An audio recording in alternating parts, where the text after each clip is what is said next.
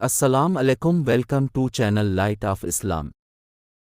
کیا حضرت عمر رضی اللہ تعالی عنہ نے بعض صحابہ کو کثرت حدیث روایت کی وجہ سے قید کیا تھا؟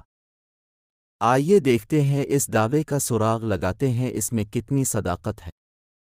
منکرین سنت فرماتے ہیں کہ حضرت عمر رضی اللہ تعالی عنہ نے حضرت ابو ہریرہ کو روایت حدیث سے منع کر دیا تھا، حالانکہ اس بات کی ان کے پاس کوئی قابل اعتبار سند نہیں۔ اس کے برعکس صحیح روایت سے یہ ثابت ہے، جس کا ترجمہ یہ ہے۔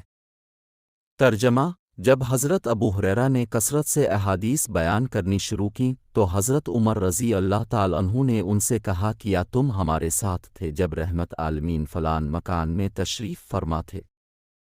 تو ابو ہریرہ نے جواب دیا، ہاں، میں نے حضور کو یہ فرماتے سنا کہ جس نے مجھ پر دانستہ جھوٹ بولا اس نے اپنا ٹھکانہ آگ میں بنایا۔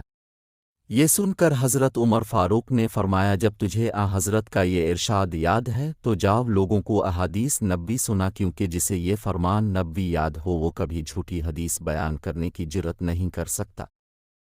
دوسرا الزام جو فاروق اعظم پر لگایا جاتا ہے وہ یہ ہے کہ حضرت عمر رضی اللہ تعالی عنہ نے بزرگ صحابہ ابن مسعود اور ابوذر کو نظر بند کر دیا، کیونکہ وہ احادیث بہت کثرت سے بیان کرتے تھے۔ اس روایت کو دیکھتے ہی پتہ چلتا ہے کہ یہ روایت بے بنیاد ہے، کیونکہ اگر کثرت بیان احادیث سے ان کو قید کر دیا تو اور صحابہ کرام جو ان سے بھی زیادہ احادیث بیان کرتے تھے، جیسے ابو ہریرہ اور ان کے صاحبزادے عبداللہ اور عبداللہ بن عباس وغیرہ، ان کو گرفتار کیوں نہیں کیا؟ اور دوسری بات یہ کہ ابوذر کا شمار ان لوگوں میں ہے ہی نہیں جن سے حدیث کثرت سے مروی ہے۔ اور حضرت ابن مسعود کو تو خود حضرت عمر نے عراق اور شام میں روانہ کیا تاکہ لوگوں کو احادیث نبوی سکھائیں۔